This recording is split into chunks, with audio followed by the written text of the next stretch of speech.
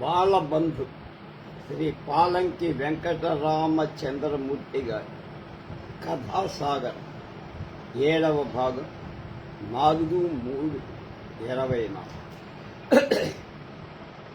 ఇందులో ఇవాళ అవతారాలు అనే కథ చెప్తారు. విన్నారు. రంగారాం ఎన్నో ఫిల్ముల్లో నటించారు. ఎందరో డైరెక్టర్లు, ప్రొడ్యూసర్లు బాగా తెలుసు. వాళ్ళందరికీ తలకాయలున్న అవి సరుకులేని ఉత్తి సొరకాయదే అని అతని తెలివి వల్లను, వాళ్ళ తెలివి తక్కువ వల్లను అతనికి ప్రతి ఫిల్ములోనూ ఆదాయ పన్ను చెల్లించాల్సినంత పెద్ద మొత్తాలే ముట్టాయి. సొమ్ము చేరుతున్న కొద్దీ సొంతంగా ఫిల్ములు తీయాలని, ఆదర్శ దర్శకుడు అనిపించుకోవాలని ఆసక్తి కలిగింది. తెలుగు తమిళాల్లో ఇంతవరకు ఎవడూ తలపెట్ట థీమ్తో ఫిల్మ్ తీయాలనిపించే, పల్లెటూరి బైకుల్ని మాత్రం ఆకర్షించే అసభ్యపు చెత్తాకారి ఫిల్ములకు మళ్ళీ కాక చదువు, సంస్కృతి ఉన్నవాళ్లచే శభాష్ అనిపించుకోదగ్గ కథ తీసుకురావాలని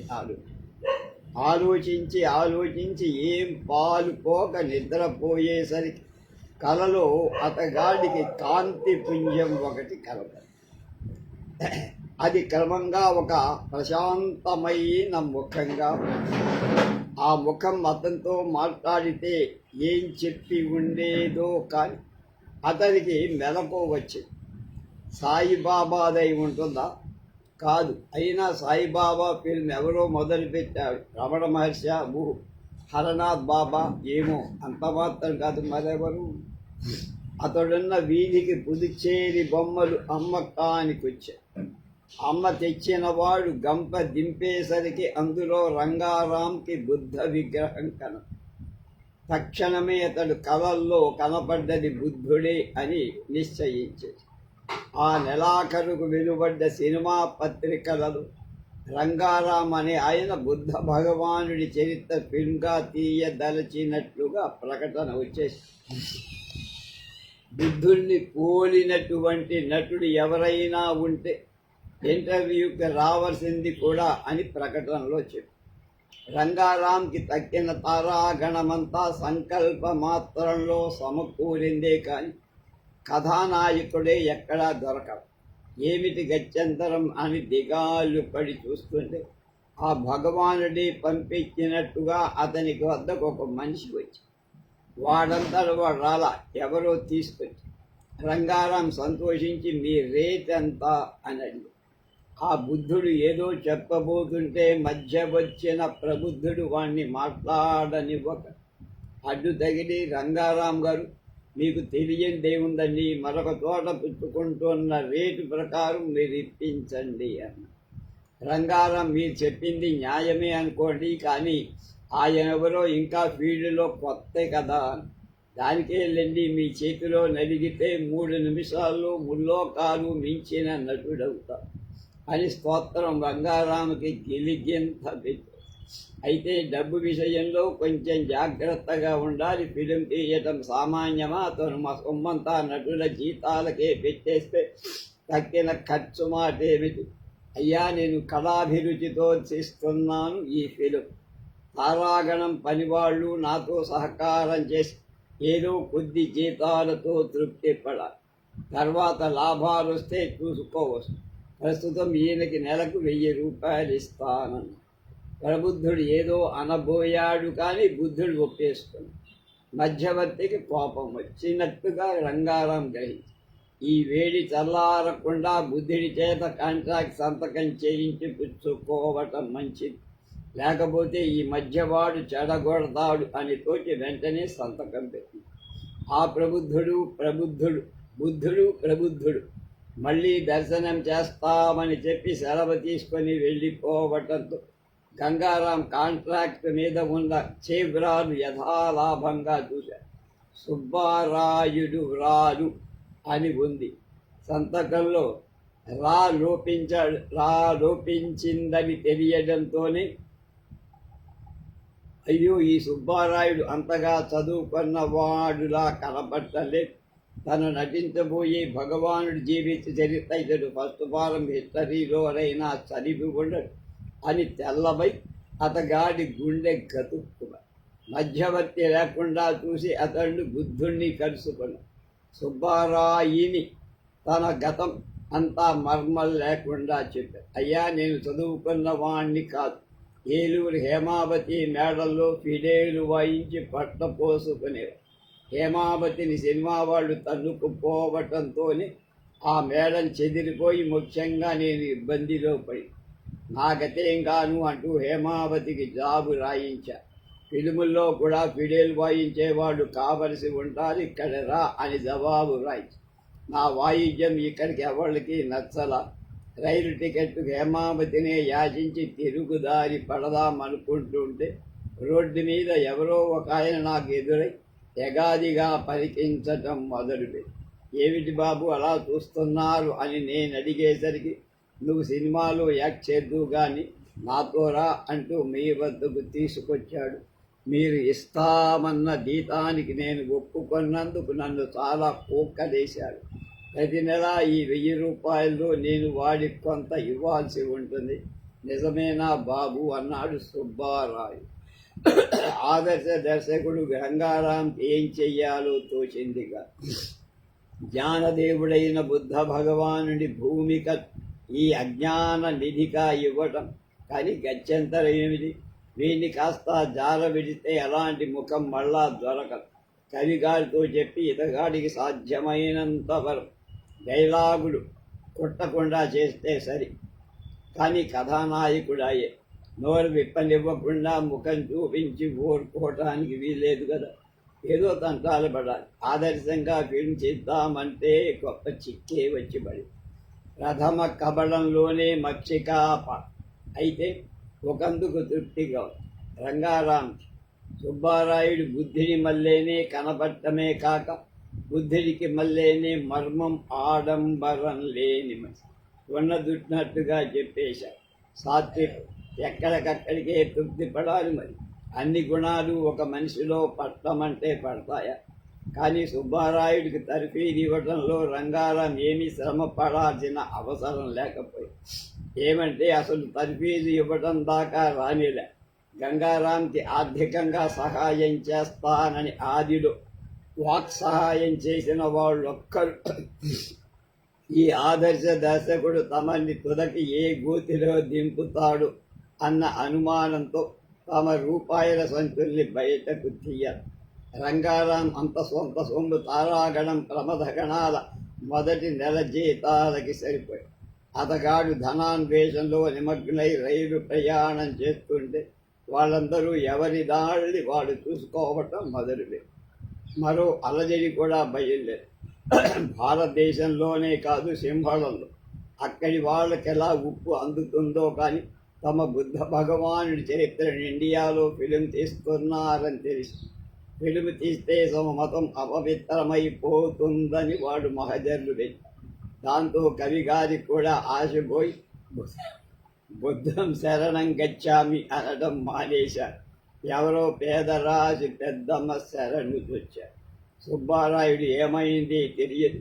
అతగాని రంగారాం వద్దకు మొదటికి తీసుకెళ్ళిన మధ్యవర్తి మాత్రం అతని కోసం కొన్నాళ్ళు వృధాగా వెతికారు. ఒక పుష్కరం గడిచింది. గంగారాం ఏ ఫిల్ము తీయలేకపోయినా అనుభవం మాత్రం పుష్కలంగా గడించారు. చింత చచ్చినా పులుపు చావదన్నట్లు ఫిలిం తీయాలన్న సరదా అలాగే ఉండిపోయి తన చేత ఫిలిం తీయించమని వెళ్ళి వెంకునాయుడిని ఆశ్రయించాడు. తీస్తాగాని బుద్ధుడు గిద్దుడు అంటే బత్యాలు గిట్టవు.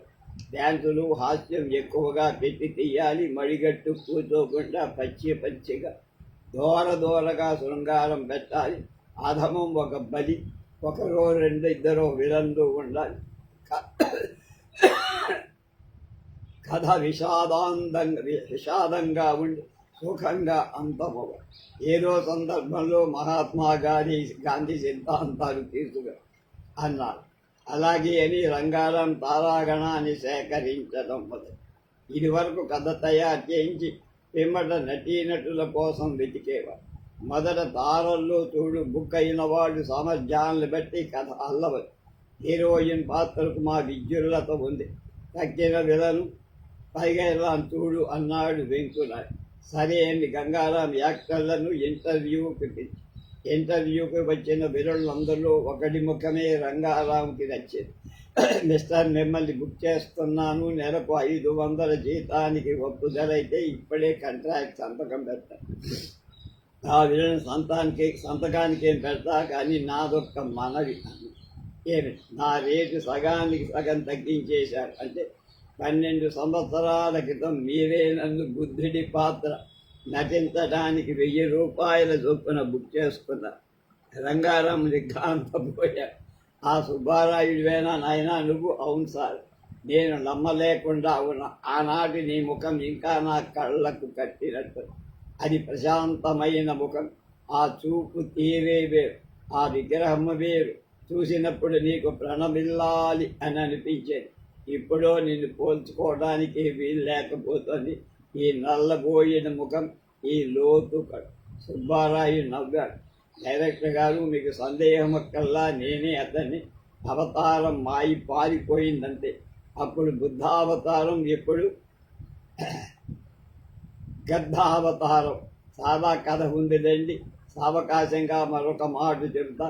మీరు అప్పుడు ఇచ్చిన 1000 రూపాయలు పసిగట్టి బెల్లం మిఠాయి మీద మూగే ఈగలకు మళ్ళీ నా చుట్టూ స్నేహితుకోటి చేరింది. తాగుడు, జోదం, ఇంకొకటి ఇలాంటి విద్యలన్నీ నేర్పడంతో నాకొక్కడు ఆచార్యత్వం వహించి గురుదక్షిణ కింద ఆ సొమ్మంతా వమ్ము చేశారు. మళ్ళీ నెల జీతం వస్తోంది కదా అనుకునేసరికి ఆశ లేకుండా ఏం జరిగిందో మీకే తెలుసు. ఆ తర్వాత సొమ్ము కోసం నేను ఎన్ని పాటలు పడ్డది ఆ భగవంతుడికి తెలుసు. అన్నీ కాకపోయినా కొన్ని పాటలు పోలీసు వాళ్ళకి తెలుసు. చాలాసార్లు తిప్పించుకుంటూ వచ్చా, కానీ కాలం ఎప్పుడూ ఒకేలాగా వెళుతుందా? ఒక మాట పట్టుబడ్డాను, జైలు జీవితం గడిపాం. పాత అఫెండర్గా వాళ్ళ లిస్టులో చేరిపోయాయి. నా నేరాల మీద అటు ఎవరు నేరం చేసినా పోలీసు దృష్టి నా మీదే పడు. కనుక ఇంకా బుద్ధిమంతుడు నవ్వక తప్పదు. ఏం దారిని ఆలోచిస్తే మీ ప్రకటన పడి. ఇది వరకు బుద్ధుడి పాటు నటించాల్సిన సందర్భంలో మీకు ఎటువంటి శ్రమ ఇచ్చేవాడినో చెప్పలేను. కానీ ఇప్పుడు మీరు నాకు ఇవ్వబోయే విలన్ పాత్రలో మట్టుకు ఏ శ్రమ ఇవ్వనని ఘంటాపథంగా ఏ సన్నివేశమైనా అవలీలగా అర్థం చేసుకుని చూసేవాళ్ళ రక్తం గడ్డ కట్టుకుపోయేట్టు నిర్వహించి చెప్పొచ్చిందేమిటంటే, నాకు ఇప్పుడు కూడా 1000 రూపాయల చొప్పున ఇవ్వండి. మిస్టర్ సుబ్బారాయుడు వెంకునాయుడు గారితో సంప్రదిస్తే కానీ చెప్పలే. 500కే నాకు అధికారం. వారితో మాట్లాడి చెయ్యండి. రేపు వచ్చి మళ్ళీ తమ దర్శనం చేస్తానని సుబ్బారాయుడు లేచి 1-2 అడుగులు వేసి తిరిగొచ్చి రంగారాంతో ప్రస్తుతం కొంచెం ఇబ్బందిలో ఉన్న ఒక్క 10 రూపీస్ ఇవ్వండి, లెక్కల్లో మినహాయించుకుందరు కానీ అని పుచ్చుకొని అది సరి. కష్టార్జితం అనే కథ తర్వాత సత్యవతి భూదేవి లాంటి అయితే ఎంత ఓరిమి గలవాళ్ళైనా సాధింపు హద్దు మీరినప్పుడు సర్రు మనక మానదు కదా. పిల్లి లాంటి సాధు జంతువు కూడా అదే పనిగా తరుముకెడితే పరిగెత్తుతోనదల్లా తటాలను వెనక్కి తిరిగి మీద పడి బరుకుతుంది. ఆనాడు సత్యవతి కూడా అలాగే చేసి, అంటే బలికిందని కానీ అంత ధైర్యం చేసి అత్తగారి మాటలకు సమాధానం చెప్పింది. అంతే చెప్పి తర్వాత పశ్చాత్తాపం. ఇక్కడ కూర్చున్నావు, ఇక్కడ నిలబడ్డావు, ఆ పని చేశావు, ఈ పని చేశావు కాదు. ఇలాంటి మామూలు సాధింపు కాదు. కల్పకమ్మ గారి కోడలు నలుపని కాదు, పనిపాటలు చేత కాని అని కాదు, చదువు సంచం లేదని కాదు. ఆవిడ అసంతృప్తి సత్యవతిది సువర్ణఛాయ. పుట్టింట ఆటపాటలే గాని పని పాటలు నేర్చుకోని మాట నిజమే. అయితే అత్యంత అడుగు పెట్టిన నాటి నుండే పనిలో శ్రద్ధ చూపించి ఆ మాటకొస్తే అత్యంత కూడా ఆమెకు పని లేదు. ఆమెకే కాదు, కల్పకమ్మ గారికే లేదు. ఏమంటే సంపన్నులు వారు. రాఘవయ్య గారు ప్లేడరీలో 2 చేతులా ఆర్జిస్తున్నారు. పిత్రార్జితమే 50 ఎకరాల పొలం, తోటలున్నా ఇంకా కల్పకమ్మ దర్జా కనపరచాలన్న తరహాలు.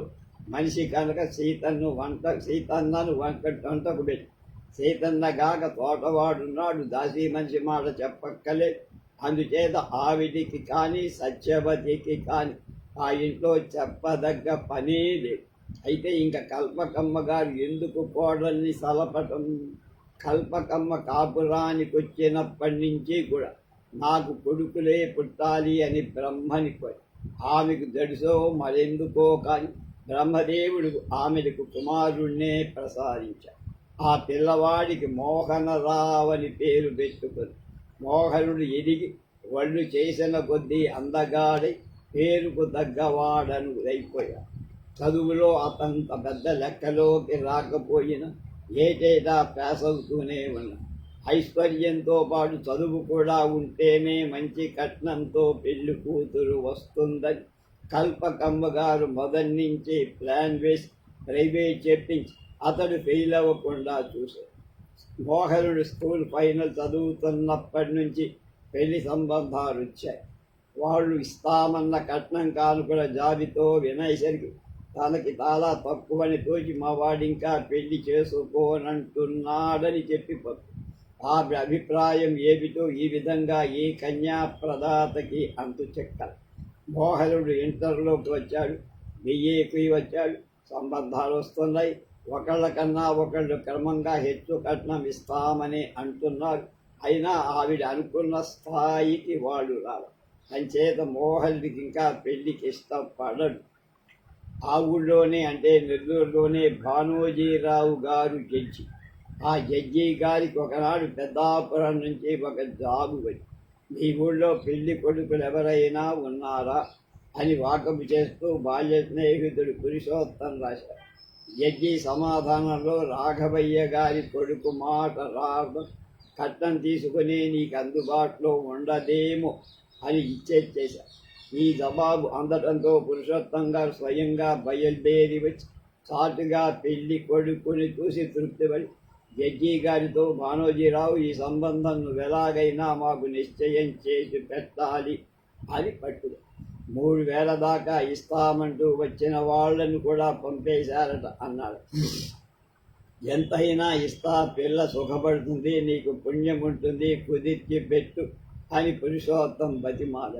భానోజీరావుకి ఆశ్చర్యం వేసి, పురుషోత్తం ఆయన ఎరుగున్నంత మట్టుకు అట్టే ఆస్తిపరుడు కాదు, ఎంతైనా ఇస్తానంటున్నారు, దరిమిల బాగా సంపాదించాడన్న మాట అనుకో.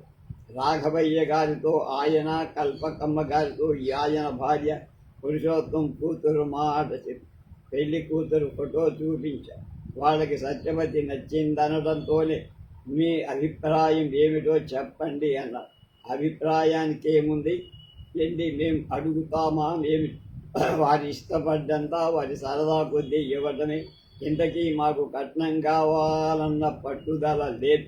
దాన్ని పుచ్చుకోకుండా చేసుకుంటే పిల్లవాడికి ఏదో లోపమంట, అయిందే కాలని చేసుకున్నామేమో అని లోకులు అనుకోండి, అందుకోసం కానీ అని నాచి. ఆ తర్వాత వారింత ఇస్తామన్నారు, వీరింత ఇస్తా అన్నారు అని చెప్పి, అవును వింటూనే ఉన్నా, మీకెంత కావాలో చెప్పేయండి, సెటిల్ చేస్తానన్నారు జడ్జి గారు. జడ్జి దంపతులు స్వయంగా వచ్చి మొహమాటం పెట్టడం వల్ల మీరే చెప్పండి ఏమిస్తారో అని మళ్ళీ తను తప్పుకోవడానికి పెళ్లి వారికి వీలు లేకపోయి మగ పెళ్ళి రాఘవయ్య గారు భార్య కేసి చూశారు. కల్పకమ్మ గారు చెప్పేసి 5000 కట్నం తతిమ్మ, ఏవేవో లాంఛనాలు, పురుషోత్తం ఇస్తానన్నారు. కొంచెం తగ్గండి అని ప్రాధేయపడతాడనుకుంటూ ఉంటే పురుషోత్తం ఇలా ఒప్పుకోవడం భానోజీ దంపతులకు ఆశ్చర్యం. రాఘవయ్య దంపతులకు తక్కువగా అడిగేశామన్నమాట, తొందరపడ్డాం అని కూడా విచారం. దరిమిలా సత్యవతి మోహన్ల పెళ్ళికి పురుషోత్తం అనుకున్న ప్రకారం కట్నం కానుకలు ఇచ్చారు. ఆసు అనుకోనివేవో ఇంకా జరగలేదని పేచీ వచ్చాయి. ఆడపెళ్లి వారి తరపున పెళ్లికి వచ్చిన ముత్తైదు ఎవరు వంగిన కొద్దీ వంచుతోంది ఈ వియ్యపురాలు అని. ఆ మాట కల్పకమ్మ చెవిన పడి పెద్ద రభస జరిగి ఒక్క కొడుకు నా ముచ్చటలన్నీ తీర్చద్దా అంటూ ఆమె నాగబిల్లి నాడు భోజనాలు లేకుండానే రైలెక్కించింది తనవాడు. సత్యవతి కూడా ఒక్క కూతురే మాకు, ఈవిడ మాకు తీర్చిన ముచ్చటలేమిటి మహా అంది పిల్ల తల్లి. ఊరుకో అన్నాడు పురుషోత్తం. క్రమంగా సర్దుకుంటున్నారు పురుషోత్తం. సర్దుకునేవే కానీ కల్పకమ్మ గారికి తమ బియ్యంకుడి రహస్యం తెలిసి అతడు చేసిన త్యాగానికి మెచ్చుకోవటానికి బదులు ఆగ్రహం ఎక్కువ. పురుషోత్తమానికి అంతా గడ్డి పుట్టెడు భూమి కంటే ఎక్కువలే. అందులో 6 ఎకరాల ఖండం 9,000 కమ్మేసి 5,000 కట్నం కింద ఖర్చు పెట్టారు. ఆయన అనుకున్నది ఏమిటంటే సత్యవతి ఒక్కతే కూతురు, దానికి మంచి సంబంధం చూసి పెళ్లి చేస్తే ఇంక తను భార్యగా తన సంపాదనతో కాలం గడిచిపోతుంది. ఉన్న భూమి అమ్మేస్తే మాత్రమే గొప్ప సంబంధం వచ్చినప్పుడు అనుకుంది. ఈ ఉద్దేశంతో సాహసించారు. కల్పకమ్మ గారు వీళ్ళు సామాన్యులు, మేము అడిగంతంతా ఇస్తామని ఒప్పుకోవటం, ఎవరో గొప్పవాళ్ళనుకొని మోసపోయాం, మాకు ద్రోహం చేశారనుకోవటం మొదలుపెట్టారు. దీనికి తోడు మరో 3 నెలలకి మోహనుడి క్లాస్మేట్ కాశీపతికి పెళ్ళి. కాశీపతి మోహన్ రావు కంటే ఓ ఛార్జ్ తక్కువ. రాఘవయ్య గారి ఆస్తి కన్నా వాడది ఏమాత్రమైనా తక్కువే. అయినా కాశీపతికి ఎక్కువ కట్నం వచ్చింది. ఆడపెళ్లి వాళ్ళెవరో జమీందారులట. అమాంబావతులు 10,000 దాకా ముట్ట చెప్పారు. అక్కడితో ఆగిందా? వాళ్ళది నుయ్యి, కాశీపతిది చేదానా. కల్పకమ్మకి మహదుగ్ధగా ఉంది. ఏం కొంప మునిగిపోయిందని నేను ఇలా తొందరపడ్డా. ఆ జడ్జి గారి మూలాన ఇలా బోల్తా పడిపోయా. మన వాడికి పెళ్ళి అయిపోయిందని తెలిసి కాశీపతిని చూసుకున్నారు. కానీ లేకపోతే ఆ జమీందారు మన గుమ్మం ఎక్కాల్సిన వాళ్లేగా. కళ్ళు మూసుకొని గోతులో పడిపోయానంటే. పురుషోత్తం మరొక్క ఎకరం అమ్మేసి కల్పకమ్మ దర్జాకి లోపం రాకుండా ఉండే ఫకీలోనే సారబెట్టి సత్యవతిని అత్తారింటికి పోను. కానీ కాశీపతి పెళ్ళాం దానికి రెట్టింపు సారి తెచ్చింది. దాన్ని తలుచుకుంటూ కల్పకమ్మ ఎండుగులవారు ఎండుగుల ఎండబెట్టుకుంటే ఎలుక తోక ఎండబెట్టుకుంది. ఎండుగులవాడు ఎండుగుల ఎండబెట్టుకుంటే ఎలుక తోక ఎండబెట్టుకుంది. చూడండి, మా విజయాల వారు తిట్టారు సారే అని గుమ్మంలోకి వచ్చినావిడతో. ఆ వచ్చినావిడ వారిది నుయ్యి, మీది చేదాను, అప్పుడేమైంది రండి అన్నది. కల్పకమ్మ ఆ నుయ్యి పెళ్లినాడే ఎండిందమ్మా అంటూ తనకు జరిగిన మోసం ద్రోహం వెళ్ళబోసుకొని కంట తడిదాకా తెచ్చుకొని.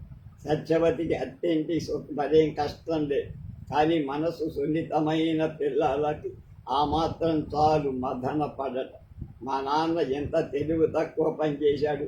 నా కోసం చూసిన సంబంధాలు పుట్టెడు భూమి ఉన్నవాళ్ళు ఎందరో ఉన్నారు. ముందు ఈయన పుట్టెడు భూమి కూడా తమకే వస్తుంది కదా అన్న ఆశ కొద్దీ వాళ్ళంతా వేరే కట్నం అడగకుండా ఈ సంబంధం చేయిస్తూ నిశ్చయం చేసుకోవడానికి ప్రయత్నించి నాన్న వాళ్ళని కాదని ఈ జమీందారీ సంబంధానికి ఎగబాకి భంగపడ్డారు.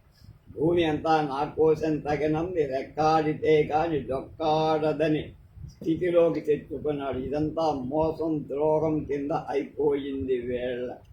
కాశీపతి ఆనాడు మోహనుడి కోసం వచ్చాడు. బ్లేజరు, సూటు, బంగారు రిస్ట్ వాచి వగైరాలు అతడికి వన్నె తెచ్చాయి. అవన్నీ అత్తగారిచ్చినవి అని కల్పకమ్మ ఊహించుకొని మెల్లగా మొదలుపెట్టి ఆ ఇరుగావిడో పులుగావిడో ఈ సాధుంపు వినటానికి మధ్య ఓ పుల్ల వెయ్యటానికి ఎదురుగా ఉన్నదేమో అంటే ఎవ్వరు. సత్యవతి ఒక్కతే ఆ గుణుగుడు వినాలనేగా ఆవిడంటోంది. కొంతసేపటి కాశీవతితో మోహనుడు బయటికి వెళ్ళాడు. ఇంకా అత్తగారి గొణుగుడు అణుగుతుందనుకుంది సత్య. కానీ స్థాయి పెరిగింది. నిర్భాగ్యుల్ని ఎవరు బాగు చెయ్యగలరు?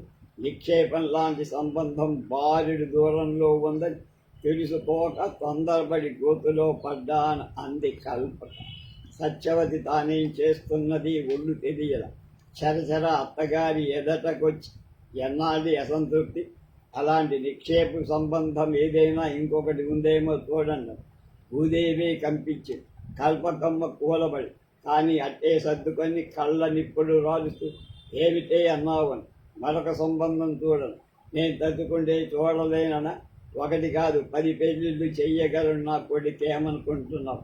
మన అదృష్టం కొద్దీ ఈ పంచను చేరుకోగలిగావు అని సంతోషిస్తూ ఊరుకోక నన్నే ఎదిరిస్తావా?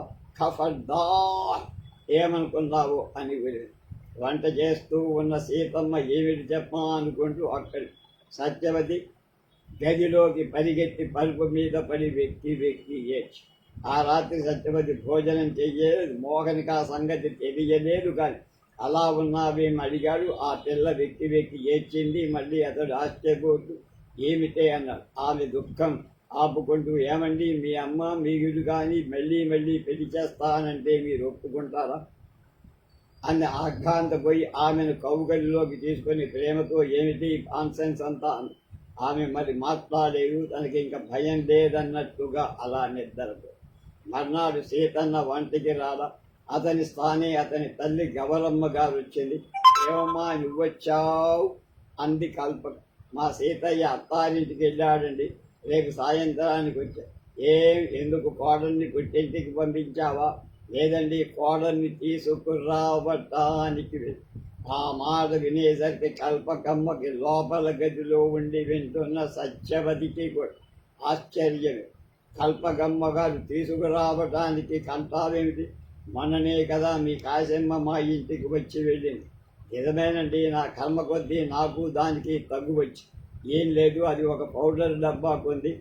అది నిన్న నా కంటపడింది. బోర్డు డబ్బోసి మనకెందుకే ఈ పౌడర్లన్న. పెద్దదాన్ని అంటే అన్నానని ఊరుకోవచ్చా? మధ్య నీ బోడి పెత్తనమేమిటి?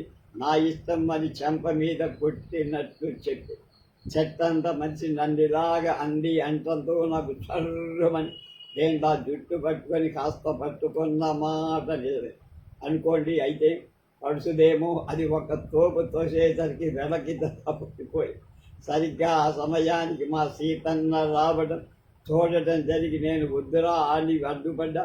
వెనక దాన్ని రెండేసేసాను అంతే.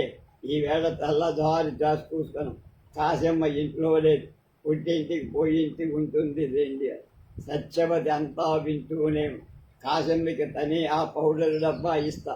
చెలిపితనం కోసం కాకపోతే కొన్నానని చెప్పడమేమిటి వెర్రి పిల్ల. పనివేళ ముప్పు తెచ్చుకుంది కావమ్మ అంటూ. ఇంతలో కల్పకమ్మ మాటలు వినపడ్డాయి. అంచేత నీ కొడుకు దానికోసం వెనకాలి పరిగెత్తాడన్నమాట. అందుకే దానికి లోకువై ఆడింది ఆట, పాడింది పాట చేస్తారు. కొన్నాళ్ళు ఊరుకుంటే రోగం తప్పగా కుదిరి వాళ్లే తీసుకువచ్చి దిగబెట్టేవాళ్ళుగా. దిగబెట్టరమ్మా, అలాంటి రకం కాదు వాడు. మా వియ్యపురాలు దీనికి మద్దతు కనుకనే అది ఎలా వేపుకు తింటోంది మమ్మల్ని. అలాగే నీకు చేత కాదన్నమాట దిగబెట్టడం అని వాళ్ళు అన్నారు అంటే ఆ మర్నాడి మరొకరిని చూసి నీ కొడుకు పెళ్లి చేస్తే సరి. దానితో పిల్ల రోగం తల్లి రోగం చప్పగా కుదిరిపోతుంది అంది కల్పకం. సత్యవతి ఒళ్ళు చల్లుమ. ఎంత ఘోరంగా చెప్తోంది సలహా. స్త్రీకి శత్రువు స్త్రీయే అంటే ఇదేనా? గవరమ్మ సమాధానం వినబట్టమ్మా. కల్పకమ్మ గారు, మీరు చెప్పింది సబబుగానే ఉంది. కానీ మా వాడికి మళ్ళీ పెళ్లి చెయ్యాలి అంటే అంత పైన ఉందా? మీ ఇంట మా ఇంట నౌకరీ చేసి కూడబెట్టి 900 రూపాయలు పట్టుకెళ్ళి ఆ బ్రహ్మయ్య చేతిలో పోస్తే కానీ ఈ పెళ్ళి అయ్యింది కాదు. మళ్ళీ పెళ్ళి అంటే డబ్బేది? సత్యవతి వింటూ మనస్సులో కాశమ్మ కాపరానికి పర్వాలేదన్నమాట. ఆ పిల్ల వీళ్ళకి కష్టాజితం కనుక వదులుకోలేరు అనుకో. కాశమ్మకు సాగినట్టు తనకు మాత్రం సాగదు. తన అత్తగారికి డబ్బుంది, తలుచుకుంటే ఎంత పనైనా చెయ్యగలడు. కట్టిన కూటికి వడిగట్టి పిల్ల మీద పిల్లని ఇచ్చేవాళ్ళు ఉన్నారు. ఎందుకైనా మంచి తన జాగ్రత్తల్లో తాను ఉండాలి అనుకుంది. మారిపోయిన పిల్లాడు ఇవాళ 3వ కథ. ఇదిగోనమ్మా నీ పిల్లాడు అని నర్సు అందించినప్పుడే అన్నపూర్ణకి అనుమానం వచ్చేసింది. మారిపోలేదు కదా, ఆసుపత్రిలో అలాంటి ప్రమాదం జరగటానికి అవకాశం చాలా ఉంది. ఒకళ్ళు ఇద్దరు నా 100 కొద్దీ శిశువులాయి. నీళ్లు పోసి తీసుకొచ్చి పిల్లలకు అందివ్వటంలో ఒకళ్ళనొకళ్ళు మారిపోవచ్చు, తారుమారైపోవచ్చు. అన్నపూర్ణకి ఇది 5వ పురుడు. మొదటి 2 పురుళ్ళు ఇంట్లోనే పుట్టింట్లో, 3వ పురుడికి తల్లిని సాయం రప్పించుకో, 4వ మాటకి తల్లిపోవటం, మేనత్తందు బతిమాలటం జరిగింది. ఈ మాట ఎవరిని బతిమాలినా రాక ఆమె ఆసుపత్రిలోనే పూసుకోవాలి. ఆసుపత్రి అంటే ఆవిడకి ఎంత చేతమో మొదటి నుంచి ఇష్టం, ఎందుచేతనో మొదటి నుంచి ఇష్టం లేదు. లేనట్టుగానే పిల్లాడు మారిపోయాడన్న అనుమానం కూడా కలిగింది. అనుమానం ఏమిటి? నిజంగానే మారిపోయాడు. నా పిల్లలంతా మామిడి పండుల పచ్చగా ఉంటారు, ఏది ఆ ఛాయ వీడికి అనుకుందామే. పురిటి మంచం మీద కూర్చున్న 3 ఏళ్ల ఎడపిల్లవాణ్ణి ఆ 3 రోజుల పసివాణ్ణి పోల్చి చూసుకుందో ఆవిడ అనుమానం దృఢపడి, తన పిల్లల ముక్కులన్నీ కోసుదేరి ఉంటాయి. ఆ తండ్రి ముక్కే వేరు, ఈ ముక్కు వేరు, ఈ మొహమే వేరు అనిపించి మరో పిల్లవాడిని స్నానమాడించి తీసుకుపోతూ నరుకు కనబడి, అన్నపూర్ణ ఆమె నాపి ఏమమ్మా మా పిల్లాడు మారిపోలేదు కదా అని అడుగుదామనుకుంది. అనుకోవటమే, అడగలేదు.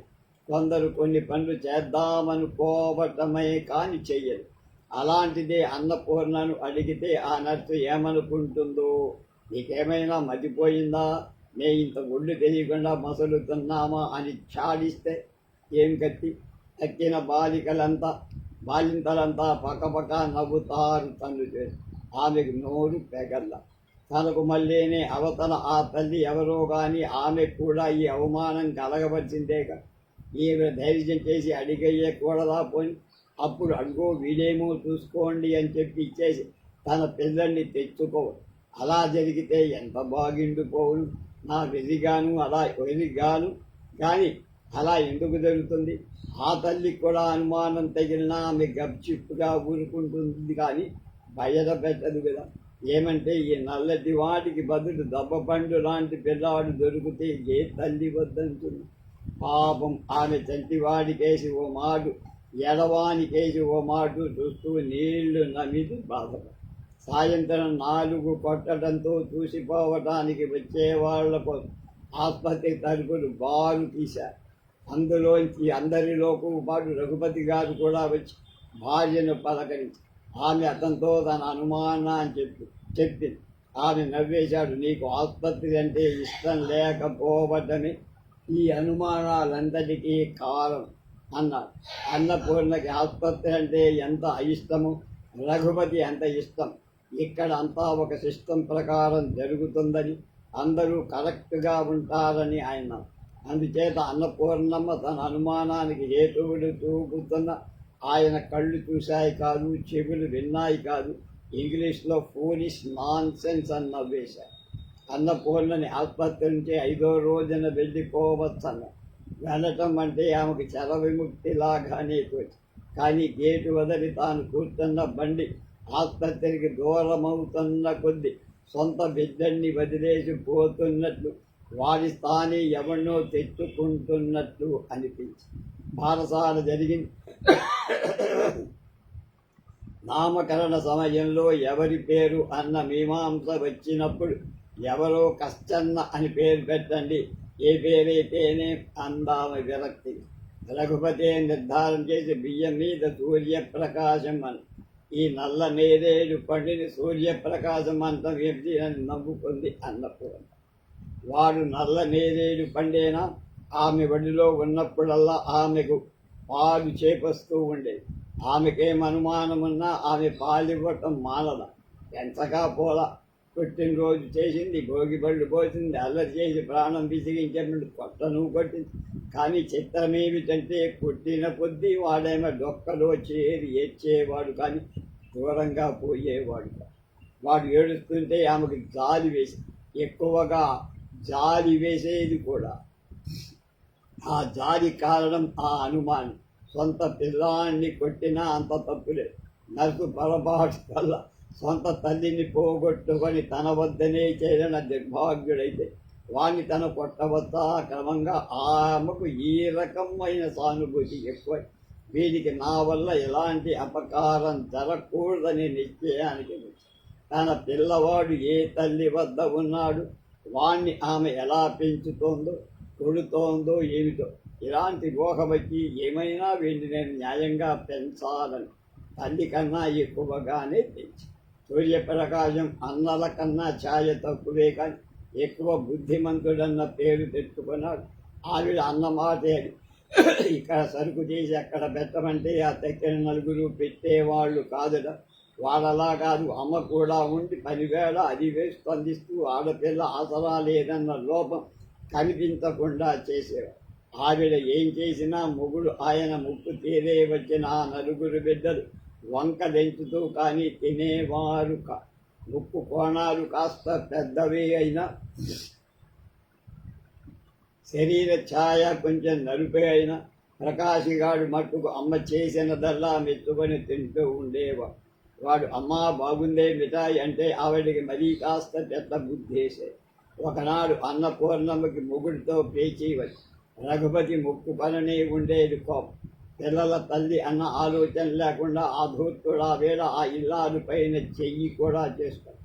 ఆవిడ కోపంతో దుఃఖంతో వెళ్ళిపడు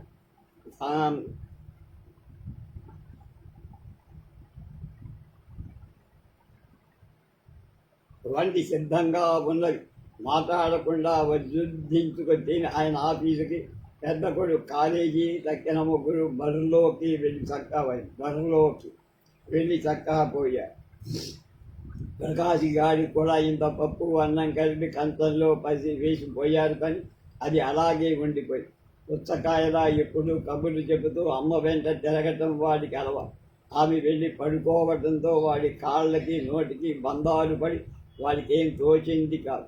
దిక్కముఖం వేసుకొని చాలాసేపు ఒక మూల కూర్చున్నాడు. ఇంకా ఉండబెట్టలేక నెమ్మదిగా ఆ తల్లి దగ్గర మంచం దగ్గరికి వెళ్ళి అప్పటికి ఆ బిడ్డ నిద్ర పట్టినట్టు కళ్ళు మూసింది. వాడు ఆమె పక్కలో పడుకునేసరికి మెలకు వచ్చి, బొబ్బ తిన్నావుట్రా, లేతే నాన్న మంచివాళ్ళు కాదే నిన్ను కొత్తారు, బొబ్బ తిను వెళ్ళు, కొద్దే నేను నాన్న కొత్తారు అని వాడు ఎక్కి ఏడవటం మొదలుపెట్టి లేచి బుజ్జగించి కంచం దగ్గరికి తీసుకెళ్లి ముద్ద నోటికి అందించి వాడు నోరు తెరవల. తినవేనరా అంటే నువ్వు కూడా తినవే అమ్మా అన్నాడు. ఆమె కళ్ళమ్మట నీళ్లు బొట్ట రాలిపోయి 5 ఏళ్ళు నిండాయో లేదో ఆ రోతం వాడికి తనంటే ఎంత ప్రేమో అనిపించిందా మీకు? సత్య స్వర్గాన ఉన్న తల్లి జ్ఞాపకొచ్చి మా అమ్మే వీడి నోట ఈ మాట అనిపించింది అనుకుంది. మరుసటి సంవత్సరం రఘుపతి పెద్ద కొడుకు కామేశ్వరరావుకి మంచి సంబంధం వచ్చిందని సంబరపడి పెళ్లి చేసేది. రఘుపతికి పిల్లలు తప్ప వేరే ఆస్తి లేదు. కామేశ్వరరావు చదువుతూనే అవతల వాళ్ళు కట్నం కూడా ఇచ్చి చేశారు. కట్నంలోంచి సగం తీసి కోడలికి నగలు చేయించాడు రఘు. మిగతా సగం సదస్యానికని, పల్లకి భజంత్రులకని, గృహప్రవేశానికి ఖర్చు అయిపోయి అప్పు చెయ్యనక్కర్లేకుండా చక్కని చుక్కలాంటి కోడలు చక్కా వచ్చిందని సంబరపడ్డారు దంపతులు. కానీ వచ్చిన కోడలు కొద్ది కాలంలోనే రబరబలు బయలుదేరు. కామేశ్వరరావుకి ఊళ్ళోనే ఉద్యోగం. అతడు తెచ్చిన జీతం ఎంతో ఇచ్చేయడం ఆ పిల్లకి అంతగా నచ్చల. పెద్ద కొడుకు అంది వస్తే తర్వాత వాళ్ళ బడి జీతాలకు ఇబ్బంది పడక్కర్లేదనుకున్నాడు రఘుపతి. 2000 కట్నం ఏ గంగలో కలిసిందన్న ఆరా తీశాడు అత్తారింటి వాడు. క్రమంగా కామేశ్వరరావు కూడా వాళ్ళ పక్షమే ననిపించి రఘుపతి. ఒకనాడు ఆయన తొందరపడి మాటలన్నాడు కొడుకు. సరిగ్గా ఆయన పోలికేగా ఆ కొడుకులు ఆయన ముక్కు, ఆ ముక్కోపం వాళ్ళకి ఇప్పుడే పోతా నీ కొంపలోంచంటూ కామేశ్వరరావు పెళ్ళాని ఆవిడ సామాన్య శంకు బిడ్డని బండిలోకి ఎక్కించి వేరే కాపురం వెళ్ళిపోయారు.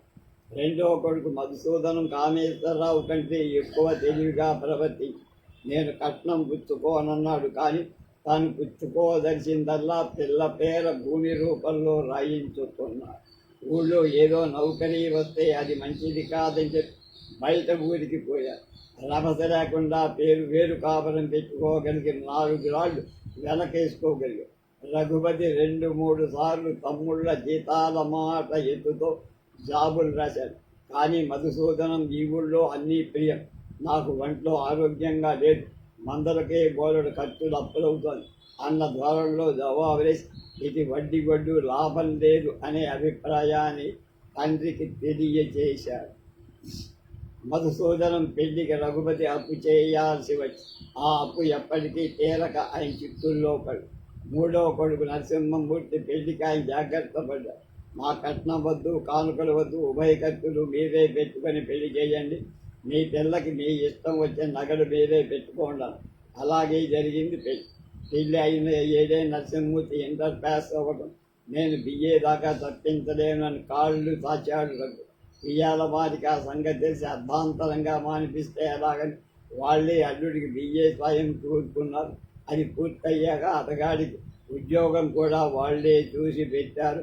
డబ్బుల కోసం నరసింహమూర్తికి జాబు రాయాల్సిన రఘుపతికి అప్పుడు అనిపించింది. కానీ ఏ ముఖం పెట్టి అడగడం, ఒకసారికి కలం జేబులో పెట్టేశారు. వీరభద్రం పిఠాఫారంలో ప్రవేశించాడు. థర్డ్ ఫారం చదువుతుండగా రఘుపతి అవతారం సాధించాడు.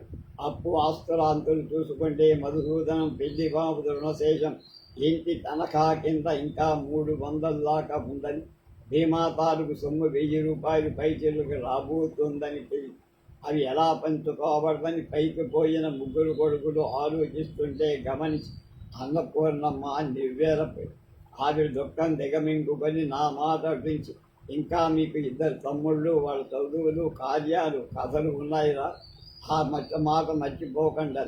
వాడు ఏమనుకున్నారో మరి మాట్లాడక వెళ్ళిపోయారు.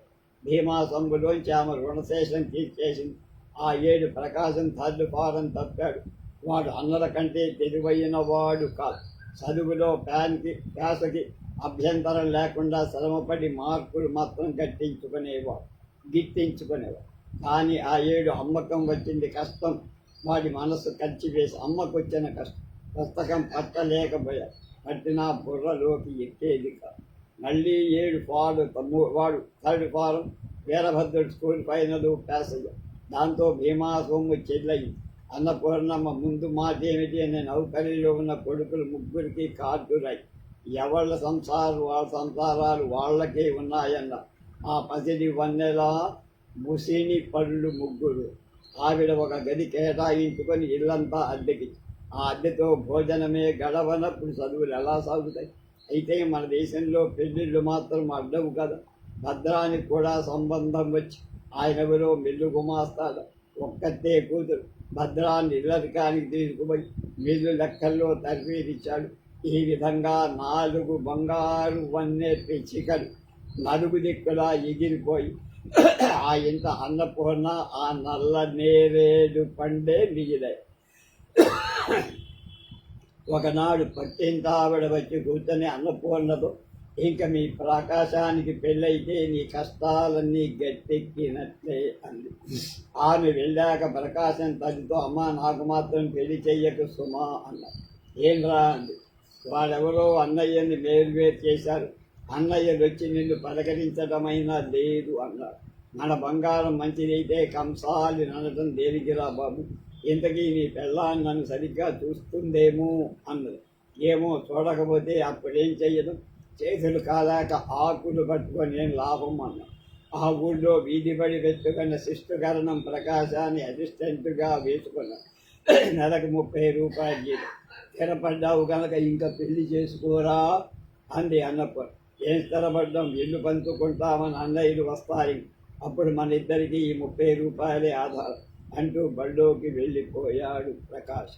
ఆ రోజున ఇంట్లో కాపురం ఉన్న వాళ్ళంతా సినిమాకు పోయి ఆమె ఒక్కతే కూర్చుండిపోయి 18 ఏళ్ల క్రితం ఆమె ఆసుపత్రిలో కూసుకున్న పురిటి మాట జ్ఞాపకం వచ్చి ఆనాడు తను ఏమనుకుంది, ఆ తల్లి ఎవరో పిల్లవాడు మారిపోయాడని తెలుసు కూడా అందమైన వాడిని మోజుపడి గప్చిప్గా ఊరుకొని నాకు అపకారం చేసి అని ఆ మాటనే ఇప్పుడు జ్ఞాపకొచ్చి ఆ ఇల్లాలికి నేనే అపకారం చేశాను. ప్రకాశం అందగాడు కాకపోయినా ఉదయ సౌందర్యం వల్ల తల్లి ముప్పు తీర్చగలదు. అలాంటి వాణ్ణి నేను దక్కించుకొని నా ఎర్రతేరునొకడిని ఆమెకు అప్పగించి, ఆమెకు ఇంకా వేరే సంతానం లేదేమో, వాడామని ఏం తిప్పలు పెడుతున్నాడు అని ఆవిడ హృదయంలో వరక ఊహ కూడా బయట. కక్కిన కొడుకులు చెప్పినంత చదువు కూడా చెప్పించలేకపోయావేని. ఆ తల్లి శ్రీమంతురాలై ఉండి వీడామ వద్దనే పెరిగి ఉంటే కాయ కష్టం వాడికి ఉండేది కాదు కదా. తల్లికి కొడుకు నేనే అపకారం చేశా. ఈ ఆవేదన అన్నపూర్ణని సదా బాధిస్తూనే ఉండిపోయి. మిగతా కథలు రేపు.